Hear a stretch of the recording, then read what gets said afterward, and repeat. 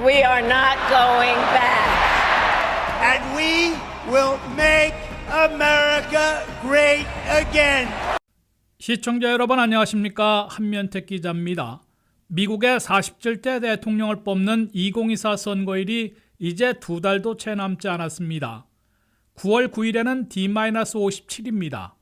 그래서 저희 WKTV에서는 이제부터 매주 1회 이상씩 대선 특집 뉴스를 별도로 편성해 누가 차기 미국 대통령이 될지 시청자 여러분과 함께 알아보려고 합니다.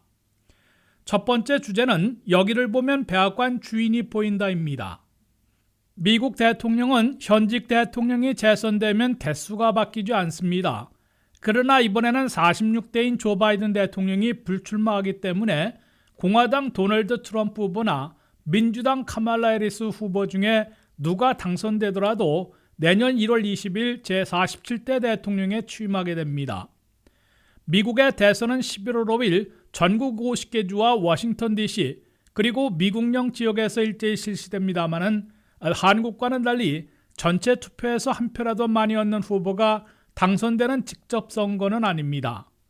대통령 선거인단 538명 중에서 인구별로 배정된 각 주의 선거인단을 한 표라도 더 얻는 승자가 독식해 과반인 270명에 도달하는 후보가 당선됩니다. 그러다 보니 선거를 하기도 전에 민주당 아성, 공화당 아성이 정해져 그것에 걸린 선거인단 수를 확보한 것으로 보고 경합지에 걸린 선거인단을 270명까지 늘려가는 치열한 경쟁을 펼치게 됩니다. 그 때문에 스윙 스테이트, 배틀그라운드, 퍼플 스테이트로 불리는 7대 경합지에서 백악관 주인이 판가름 나는 것으로 간주되고 있습니다. 해리스 후보나 트럼프 후보가 줄곧 이들 7곳을 주로 돌면서 유세를 벌이고 있는 이유가 바로 그것 때문입니다. 270-2win.com이 운영하는 선거인단 맵을 한번 보겠습니다. 여기서 블루는 민주당 아성이고 레드는 공화당 아성입니다. 가장 인구가 많은 캘리포니아에 걸린 선거인단 54명, 세 번째 큰 표밭인 뉴욕주 28명 등은 민주당 아성으로 해리스 후보는 226명을 확보하고 있다고 볼 수 있습니다. 두 번째 표밭인 텍사스의 40명, 세 번째인 플로리다의 30명 등은 공화당 아성으로 트럼프 후보는 현재 219명을 확보하고 있다고 볼 수 있습니다. 결국 7대 경합주에 걸린 선거인단 93명을 놓고 격전을 벌이고 있는 겁니다. 7대 경합지들을 보면요. 러스트벨트, 즉 쇠락한 산업지대인 브루월 3개주들이 있습니다. 펜실베니아가 11명이나 걸려 최대 표밭이고요. 미시간이 15명, 위스콘신이 10명입니다. 이 맵에서 해리스 후보가 펜실베니아, 미시간, 위스콘신 등 브루월 3개주에서 한 표라도 넣어도 승자 독식한다면 그 결과를 보십시오. 꼭 당선에 필요한 270명이 돼서 게임이 끝납니다. 해리스 후보가 왜 브루월 3개주에 사활을 걸고 있는지 트럼프 후보가 이들 3개주 가운데 최소한 펜실베니아라도 저지하려고 전력 투구하고 있는지 그 이유를 잘 알 수 있습니다. 해리스 후보가 펜실베니아를 막지 못하면 백악관에 들어가는 길이 매우 복잡해지고 트럼프 후보의 재당선 가능성이 급격히 높아지게 됩니다. 다음은 선벨트 레드월 3개 지역으로 16명씩이 걸려있는 노스캐롤라이나, 조지아, 11명의 애리조나입니다. 그 옆 네바다 6명도 접전에서는 270명 토달의 결정적인 역할을 할 수 있어 격전지로 꼽히고 있습니다. 트럼프 후보로서는 브루월 3곳 중 가능성이 있는 펜실베니아를 먹으면 레드월 3곳 중에 개표가 먼저 완료되는 동남부의 노스캐롤라이나, 조지아를 차지하면 270명에 도달해 당선됩니다. 결국 7대 경합지들 중에서도 최대 표밭인 펜실베니아를 누가 차지하느냐에 따라 승부가 판가름 날 것으로 예측되고 있습니다. 두 번째 주제는 최대 분수령이 될 9월 10일 대선 후보 토론입니다. 트럼프 후보에게는 두 번째이지만은 선수가 교체됐기 때문에 해리스 후보와는 첫 번째 토론 대결입니다. 이번 대선 후보 토론은 동부시각 10일 화요일 밤 9시부터 90분 동안 최대 경합지인 펜실베니아 필라델피아 국립헌법센터에서 ABC 방송 주관으로 실시됩니다. 청중도 없고 종이와 펜, 물을 제외한 준비물도 풀어대며 상대방의 답변 시에는 마이크를 끄는 등 트럼프 바이든 토론 때와 같은 규칙이 적용됩니다. 예년에는 대선 후보 토론에서 잘해야 본전이어서 치명적인 실수를 피하는 데 중점을 두었겠지만 이번에는 토론 결과로 현직 대통령이 후보를 사퇴해 민주당 대통령 후보가 바뀌는 격변을 초래한 만큼 작은 실수에도 치명적으로 추락할 수 있는 외줄타기 승부가 될 것으로 지적되고 있습니다. 백악관행이 걸렸기 때문에 두 후보 모두 첫 토론 대결을 준비하는데 심혈을 기울인 것으로 보입니다.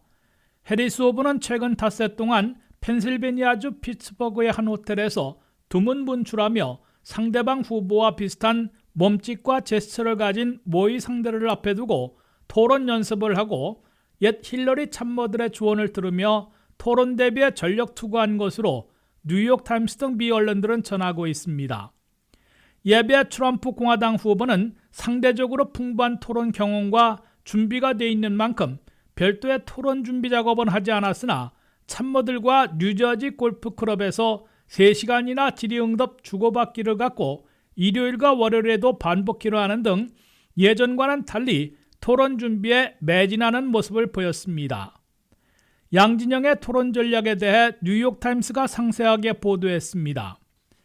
해리스 민주당 후보는 경합지들의 부동층을 향해 자신의 진면목과 집권 청사진을 제시하고 트럼프 후보와는 과거 후퇴와 미래 진전, 미국민 초점과 부자 친구들만을 위한 부자의 정책으로 대비시키는 전략을 구사할 것으로 예고하고 있습니다. To a future with a strong and growing middle class, because we know a strong middle class has always been critical to America's success. And building that middle class will be a defining goal of my presidency. 트럼프 후보는 바이든 해리스 행정부에서 물가가 급등해 미국민 생활이 어려워졌고 미국 멕시코 국경과 우크라이나 중동 등 국제적인 대혼란을 야기해왔음을 끄집어내 바이든 해리스의 공동 책임으로 돌리고 실패의 책임 있는 후보가 역사의 한 페이지를 넘길 수 없다고 유권자들에게 상기시킬 것으로 미 언론들은 전하고 있습니다. Kamala Harris's deadly destruction of America's borders is completely and totally disqualifying for her to be president. She's evil. 트럼프 참모들은 다만 너무 지나치게 공격적으로 나섰다가는 트럼프 후보가 본인 스스로를 자제하지 못하고 내재된 여성 비하, 해리스의 지적 능력 경멸까지 터뜨릴 경우 치명적인 역풍을 맞게 되고 트럼프답지 않은 점잖은 모습을 보이면 너무 활력이 떨어져 불안해 보일 수 있어 균형 잡기에 신경 쓰고 있습니다. 세 번째는 쩐의 전쟁입니다. 미국 선거는 돈 선거입니다. 억대를 모아 억대를 쏟아붓는 돈 선거로 치러지고 돈 선거는 그에 상응하는 결과를 가져다 줍니다. 8월까지의 백악관행 쩐의 전쟁에서 해리스 후보가 트럼프 후보보다 근 3배나 압도한 것으로 신고했습니다. 해리스 후보는 8월 한 달 동안 선거 자금으로 3억 6,100만 달러나 모금해 트럼프 후보의 1억 3천만 달러보다 근 3배나 압도한 것으로 나타났습니다. 8월 30일 현재 수중에 갖고 있는 현금에서도 해리스 후보는 4억 400만 달러로 트럼프 후보의 2억 9,500만 달러보다 1억 1천만 달러나 많은 것으로 신고됐습니다. 이렇게 모은 거액의 대부분은 캠페인 광고에 쏟아붓고 있습니다. 선거 광고를 보면 두 후보가 어디에 초점을 맞추고 어떤 메시지로 승부를 걸고 있는지를 잘 알 수 있습니다. 해리스 후보는 트럼프 후보와 철저히 대조시키는 전략으로 선거 광고도 내보내고 있습니다. 특히 취약점으로 꼽히는 경제 물가와 국경 이민 정책에서는 반격을 가하며 정면 돌파를 시도하고 있습니다. 민주당 측이 새로 경합지들에서 내보내기 시작한 선거 광고는 우리 모두 물가가 아직 높다는 점을 잘 알고 있다며 일부 기업들이 미국민들을 상대로 폭리를 취하려 할 때 트럼프 후보는 대규모 감세를 제공하는 반면에 해리스 후보는 미국민들에게 초점을 맞추고 있다고 대비시키고 있습니다.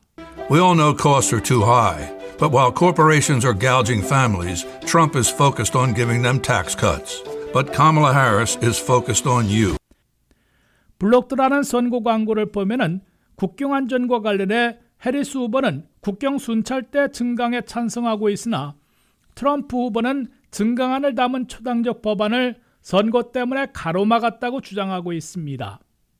이에 맞서 트럼프 후보 측은 해리스 후보가 본인의 말로 물가가 아직 너무 높다고 하다가 그것이 바이든 해리스 행정부의 경제 성과라고 말하는 등 앞뒤가 맞지 않는 해리스 대 해리스의 토론 대결을 벌이고 있다고 비꼬고 있습니다. Everyday prices are too high. Food, rent, gas, back to school clothes. That is called Bidenomics. 해리스 후보는 경합지 선거 광고 전에 8월에 9천만 달러를 투입한 데 이어 노동절부터 선거일까지 무려 3억 7천만 달러를 쏟아붓는 물량 공세를 펴고 있습니다. 트럼프 후보 측도 현재 수중에 3억 2,700만 달러나 갖고 있어 억대의 선거 광고 전에 본격 뛰어들 채비를 하고 있습니다. 미국 대선에서는 당선 가능성이 높아야 돈을 더 모을 수 있고 돈을 더 쏟아부어야 표를 더 얻을 수 있다는 심플한 선거 원칙이 통해왔기 때문에 앞으로 남은 8주간의 최후 승부가 어떻게 펼쳐질지 주목되고 있습니다. WKTV 대선 특집 첫 번째 프로그램을 마칩니다. 시청해 주셔서 감사합니다.